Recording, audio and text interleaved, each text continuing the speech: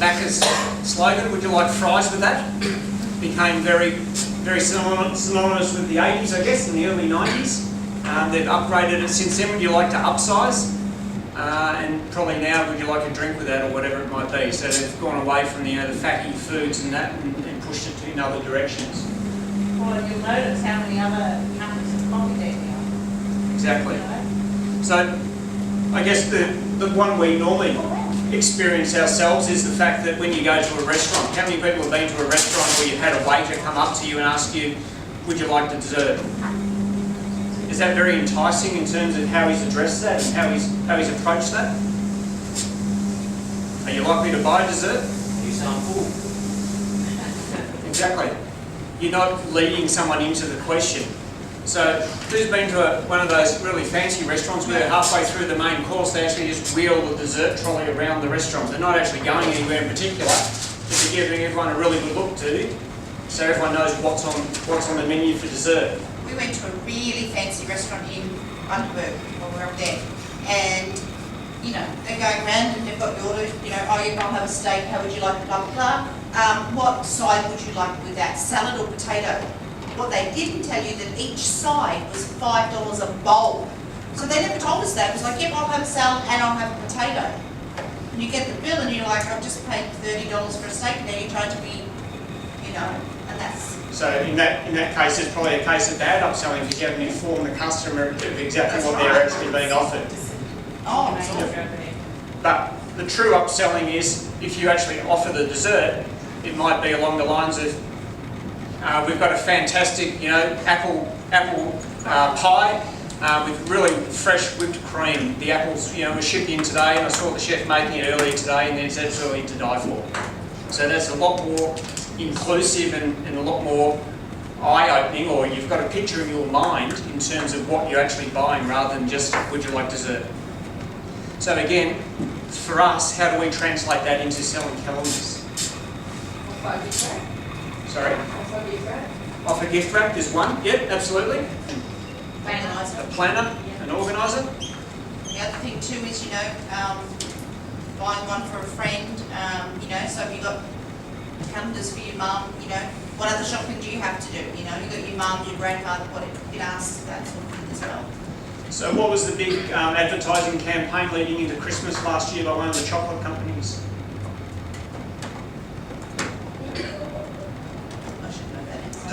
Purple box. Cadbury Favourites. Oh, the roses one. Yeah, I think it was the favourites. So what to bring when you're told to bring nothing at all? Oh yes. Okay. So we had Christmas lunch with the other in-laws on the other side of the family that I don't know very well. You feel obliged to give them something on Christmas Day, so what did we give them? Favourites. What did they give us? Favourites. Exactly. But again, an advertising campaign to work. What to give when you're told to bring nothing, or what to give as a present when you're not expected to give one, or that you are expected to give one, sort of thing. So again, advertising can work. How can we turn that again to our advantage?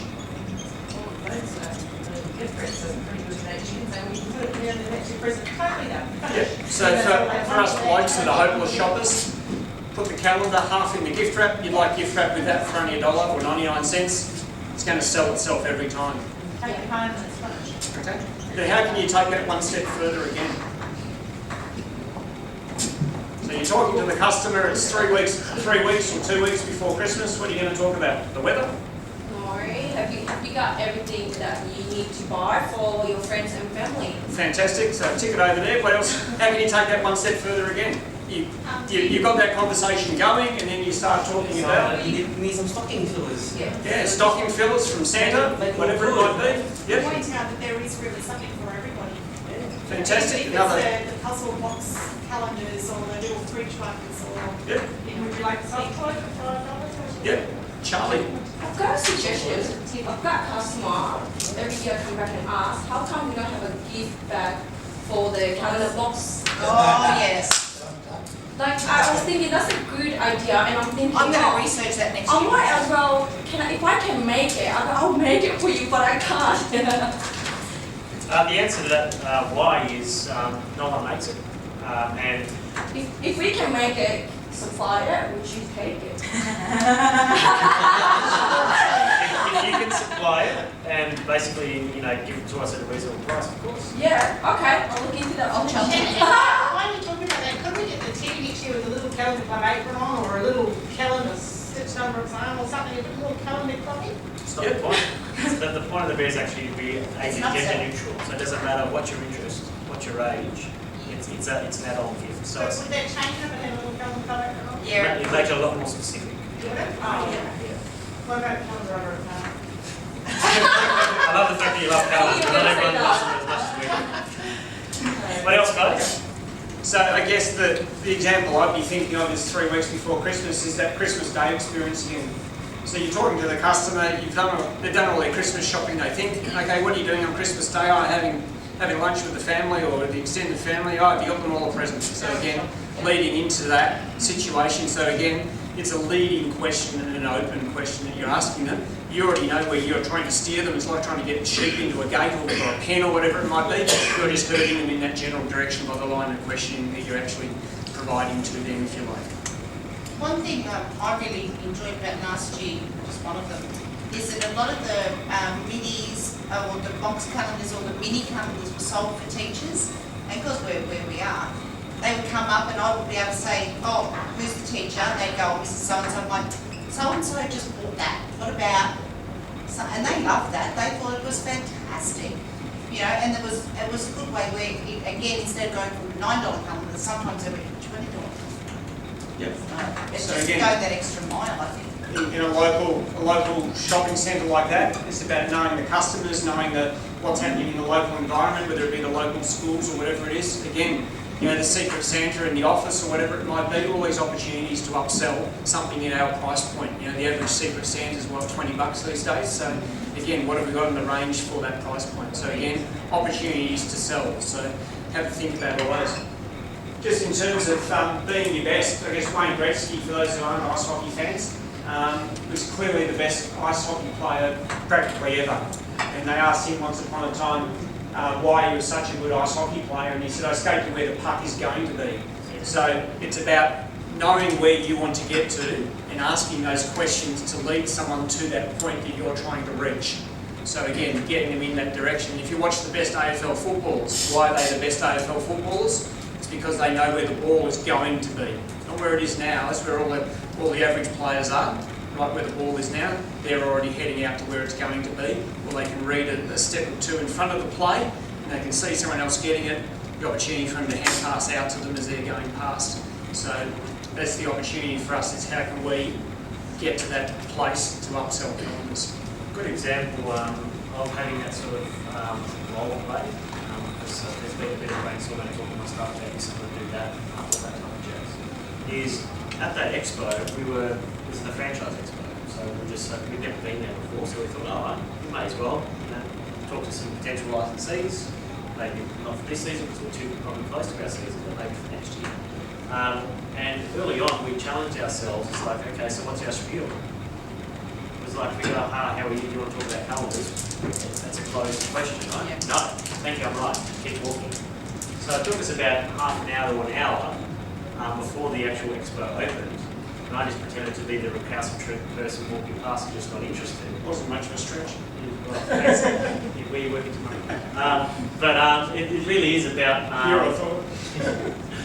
no, it really is about challenging each other and being fair and honest. And, I'd walk past and then Andrew would walk past and pretend he was a customer, potentially being a licensee for us. And, I'd have a shot and Andrew would say, no, that was crap. That just didn't help me, didn't want me to stop, didn't want me to engage.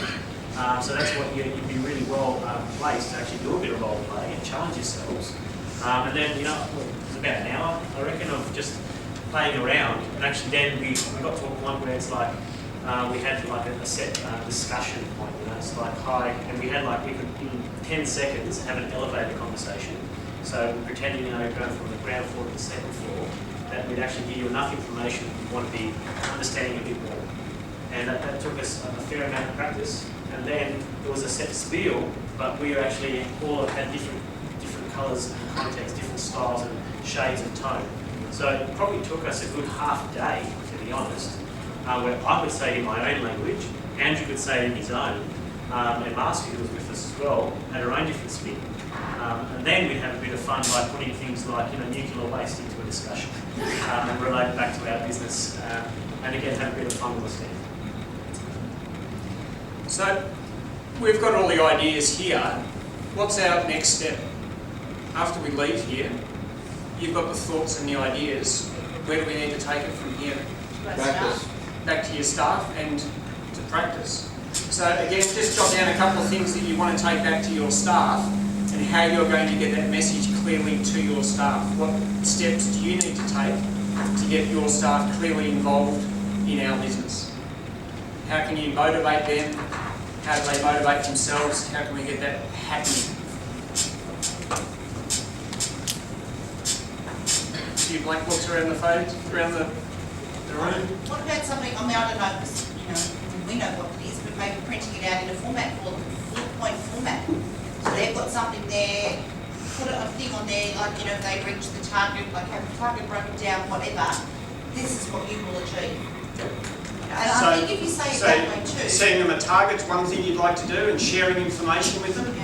Pete's very good at that. There's no secrets in our office in terms of what our expectations are. We have weekly meetings. We set those expectations within the office in terms of the weekly, tasks that need to be completed, and we've got checklists upon checklists, much the same as what we preached this morning in terms of your 3-week out, 2-week out, 1 week out, your weekly checklists, to make sure we don't slip and miss something along the way.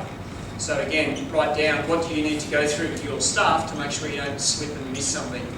What skill sets do they need? What training do they need? And weekly meetings to give the money to the person who's and explain why, and then that makes the other ones sit there and go, well, I want that next week. Yep, so if you're going to give rewards, they need to be timely. They need to be clear as to how someone actually achieved it so that everyone can aim for the same thing. And have that friendly competition that the girls were talking about before in terms of who had the best UPT, who had the best sales for the day, whatever it might be. And you probably change some competition around each week. If someone keeps winning on sales, then someone will say, oh, I should be on UPT this week or something. Yeah. I'll be watching your sales over He's a little bear, right? It's pretty straightforward. He's an oatmeal. He's pretty in colour. He's soft. Okay. So why do we do that? We sell calendars. Why have we got a teddy bear? What it is designed to be an incremental purchase. It's non-cannibalistic to a calendar. Can you say that? That's all really fancy. It's more stuff that you can sell to your customers that are not calendars, and it's not going to hurt your other sales. Yeah. Right? We're in the business of gifts. So we've got calendars. Cool. All right. So that's one bit, and we'll come back to gift wrap and what kind of planning and stuff. But we've got Charlie the Bear. Charlie the Bear will scan through your register, no matter what, $5. Okay? So on the actual swing tag, customers will think it will scan $12.99. Okay? Until they spend $25 or more, then it will scan at $5. So why is it scanning at $5 all the time? Our cash register system ain't smart enough, like Safeway or Coles, to understand that if I get a can of beans over here and another can of beans at the end of my transaction, that's a multi-line, I get buy one, get one free. Our POS system ain't that smart. So, rather than try and make your life more complex, potentially deal with customer complaints because something didn't go through in the right sequence and they overcharged me and all that type of stuff, it's like they're always going to be $5. So, if you're lazy or unimaginative licensee, what you do is you'd say to customers, don't worry about spending $25, you're $5, and you'll sell a lot of Charlie the Bears. Charlie the Bear is designed to sell out hopefully in November sometime. Okay, so you should get between 60 and 120 depending on how well you go with Charlie's the Bears, roughly. So if you sell more, you'll get more. But then there will come a point where it's going to run out. And on your planogram, sometimes we call it Charlie the Bear, sometimes we call it the destination to rotating section. So that's an actual end, just like there's one in entertainment that will actually be changing often through the season. Okay, so it's going to be a bit more fresh, a bit more topical. So Charlie is designed to sell out. Do not worry if you do sell out, because that means you've done a good job. And hopefully, you've got a lot more transactions above $25 than you could have. Okay? It's like, Peter, why don't we choose $25? interesting. So roughly 80% of our sales, whether you look at them in units $4, okay, or $20. Or more, some depending on the store. Or 21 with gift wrap. 21 with gift wrap. So there's not many things in our kiosk that are $5. Can you think of any other than gift wrap? What about the stickers this year? Stickers are no longer available. Didn't sell them. So there are calendars that include stickers, there are diaries that include stickers. What else? What's on the stand that's $5? What's the next cheapest item on our Mr. stand? Men. The Australian mini diary is about $6.95. Uh-huh. Mr. Men for people. Yep. People. What's, is there many? What else have we got at $5? Figurines. No, they're little Mr. Men pocket Diaries. calendars. Diaries, actually, yeah. So the next thing basically up, and there's lots of them, are minis, mini calendars, right? They're $10. So if you look at in the portion of what we sell the most of, it's a $20 calendar, followed by gift wrap, and then we sell lots and lots of mini calendars. $20 plus $10 equals $30, right? So you've already upsold yourself a lot from our average transaction of $20, okay? Then you go, well, if you spend this $30 transaction, we can get Charlie for $5. All of a sudden you're at a $35 transaction. In UPTs, if you don't sell gift wrap, are now $3. If you sell gift wrap, it's $4. Okay, so we're trying to help you build the transaction. That's a bit too complex for the newbies in the room next door. It's just like set the planogram, work the plan, keep it in stock, you know, all that type of stuff, where you guys can actually have think space to train your own staff to understand this is why we're doing stuff, and then layer in your own style that makes sense to your staff. Gift wrap. So we don't make money from gift wrap. Sorry, can I just ask, the Charlie Bear, Yep. is it, okay, I'm pretty sure I got it right, but hasn't it changed that it's just $5 across the board and they don't have to buy $25 calendar now? Up to you. No, because it was in the manual. It's up to you. Oh, okay, that's. On the swing chart, Charlie will always scan at $5, Okay. irrespective of whether you just buy one Charlie, you're getting for $5. Oh, okay, But instead of the the purpose 25. of him is to Get convince the 25. customer to try and spend $25 Yes. so they get the That's $5 sale. Yeah, So the customer just comes up and says, can I have a Charlie? yeah. Because you're special, I'll give it to you for the discount of $5. You Yeah. can do that, no problems. But we want to try and get the $25 sale first. gift wrap is not a money-making exercise for us now. They don't land for us. You can't make it, ship it to Australia, ship it to all you guys, then return it at the end of the season, recount it, put it back in stock for next season, and make money out of it. It's not a money-making exercise. What it is an indicator to you guys of how your staff are behaving. Fundamentally. That's why we do gift wrap. It tells us and it tells you, are your staff actually talking to customers, or are they bagging and wrapping and using your stand as a vending machine? They are wasting your commercial opportunity to increase your own cash. It's as simple as that. So if you have, and I'm not going to steal Andrew's thunder tomorrow, right? But if you have high gift wrap sales but low UPTs, or you've got trouble. Okay, so we'll talk about that tomorrow. But it's just something to increase your own commercial opportunity. You're not a charity, you're here to make money. Okay, so just think about that. We've got a tablet bag. So there's an You know that ninja trick you're trying to just work again? Did it? I was just thinking, what's a tablet bag? Because I've never done that before. So we have, you'll see again tomorrow, but once we're packing up for the end of the day, have a walk around the playground. We have an end called Funky Town. And we call it Funky Town because that was its working name, and we're all having a bit of fun calling it Funky Town. So, well, hey, fish video, we call it Funky Town. So that's what it is. It's just designed to be a bit of a laugh, a bit tongue-in-cheek, and it's a bit like typo, you know, if you had to give, you know, some type of, you know, demographic type, you know, it's a bit different, it's a bit funky, have, you know, right through it. Funky Town. Yeah, that's it. Can't get anything out of it. Funky Town. Anyway, and so what we've got is we've got a tablet carrier, right? So if you look at it, it's something that hasn't really been seen in Australia. It looks like it's hand woven. It's got a bit of embroidery on it. You look inside it looks like we threw a Cookie Monster. It's like really nice and furry. But what it's there for is just a bit of a touch and feel.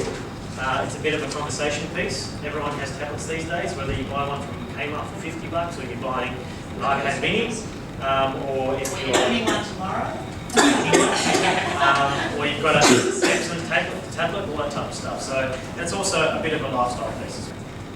We've done things so that a silent salesman type approach sort of easily takes over, right? So The art one's been set up all morning. There's a, is it Earth? I don't know how it's called.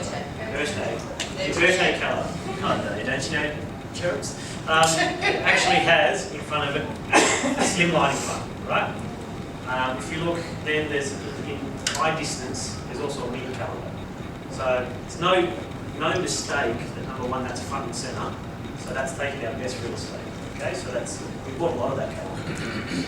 Then you've got a slim line in front of it. Oh, that's interesting. Why have we done that? Then there's a mini. So there's people that actually buy into franchises of what they love, their hobbies, their passions. Okay, this is good customer service. This will delight someone.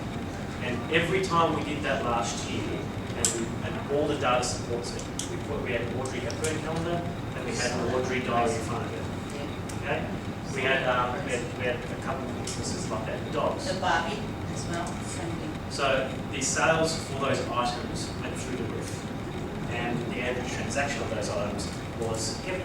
Okay, so what we've done throughout the entire kiosk is actually litter with all of our best sellers. There's a Top Gear calendar. It has the Top Gear diary in front of it. B-word calendar, B-word in front of it. Dilbert. And in iShop, there's also the Dilbert Mini. Okay, so we've made it really, really simple. If you ask open-ended questions, your team does too at store level, have a conversation, your UPTs should start to bump up really simply. Okay. What else have we got? Other combinations of calendars. So I'll give you one last example. And we've talked about questions and asking open-ended questions, all that type of stuff. And it is, that old grandma that might have come past 6 times because she's in your shopping centre every day, but she's a future customer. So she might actually come to you and go, right, I need to solve my Christmas problems and I'm going to buy this for my grandkid. How many grandkids you got? Oh, I got 6. Oh, you're only buying 1. Oh, then you can actually take them for a journey around the kiosk. So we've actually grouped the kiosk by gender in some way. So we have a mum zone, and then right in front of the mum zone is also a little kids section. That's not a coincidence. There's a bloke zone, so all your start, your engines, your cars, your planes, your trains, there's also models right next to it. No mistake though that there's also box columns right next to that as well. Okay? Etc. etc. And we've also got the pre-pricing, so we can talk to value straight away. And if you go into Officeworks right now, there's pallets of Andrews McNeil's box calendars. They're all $25. We had a 6-month discussion with AMP, Andrews McNeil, and we're selling them for 20.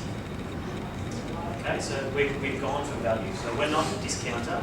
If someone's, some other newsagent wants to do 50% off on their 100 calendars that they've got from some cheap place, we talk to range, we talk to customer service, and we have the most special, unique, and different calendar offer in Australia.